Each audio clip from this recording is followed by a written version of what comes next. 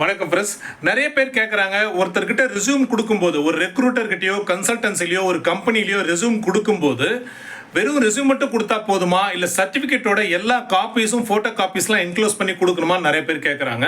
இது எதுவுமே அவசியம் இல்லை. உங்களோட ரெஸ்யூம் மட்டுமே சப்மிட் பண்ணுங்கள், அதுவே போதும். அது 2 பேஜோ 3 பேஜோ இருக்கலாம். உங்களோட எக்ஸ்பீரியன்ஸுக்கு தகுந்த மாதிரி நிறைய விஷயங்கள் ஆட் பண்ணும்போது 3 பேஜ் கூட வரலாம், இல்லை மினிமம் 2 பேஜ் இருக்கலாம். சிங்கிள் பேஜ் ரெஸ்யூமை முடிஞ்ச அளவுக்கு அவாய்ட் பண்ணுறது நல்லது. சில கம்பெனி சிங்கிள் பேஜ் ரெஸ்யூம் கேட்பாங்க, அப்படி கேட்கும்போது மட்டும் கொடுக்குறது நல்லது. அதனால் உங்கள் ரெஸ்யூமே எப்போதுமே வந்து 1 பேஜ் 2 பேஜ் அப்படின்னு வச்சுக்கோங்க. சிங்கிள் பேஜ் கேட்குற இடத்துல சிங்கிள் பேஜ் கொடுங்க. டபுள் பேஜ் கேட்க வேண்டிய இடத்துல சில இடத்துல பார்த்தா சிங்கிள் பேஜ் அவாய்ட் பண்ணுவாங்க. அது மாதிரி இடங்களில் நீங்கள் 2 பேஜோ 3 பேஜோ கூட சப்மிட் பண்ணலாம்.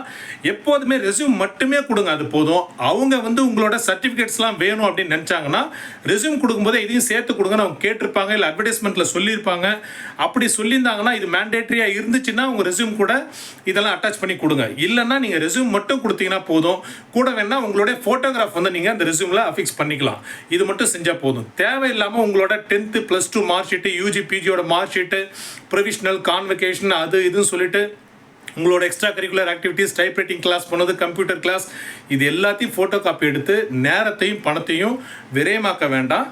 பெரும்பாலும் இதெல்லாம் கேட்கறது கிடையாது. உங்கள் ரெஸ்யூம் மட்டுமே போதும். உங்கள் ரெஸ்யூமை வச்சுக்கிட்டே நாங்கள் வந்து இன்டர்வியூ பண்ணும்போதே நீங்கள் எந்த அளவுக்கு அது கூட அந்த ஜாப் கூட உங்களுக்கு ரிலேட்டடான எக்ஸ்பீரியன்ஸோ இல்லை ஸ்கில் செட்டோ இருக்குது, பொட்டன்ஷியல் இருக்குன்றத ரெக்ரூட்டர் வந்து அண்டர்ஸ்டாண்ட் பண்ணிப்பாங்க.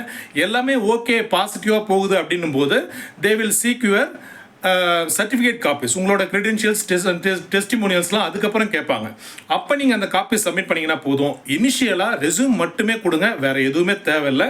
அவங்க ஸ்பெசிஃபிக்காக கேட்டிருந்தாங்கன்னா ரெஸ்யூம் கூடவே இதையும் வந்து என்க்ளோஸ் பண்ணி கொடுங்க. இல்லைன்னா எப்போதுமே ரெஸ்யூம் மட்டுமே கொடுங்க, அதுவே போதும். அந்த ப்ரிலிமினரி ப்ராசஸ். அதுக்கப்புறம் தேவையான டாக்குமெண்ட்ஸை அப்பப்போ தேவையாகும் போது நீங்கள் கொடுத்துக்கலாம்.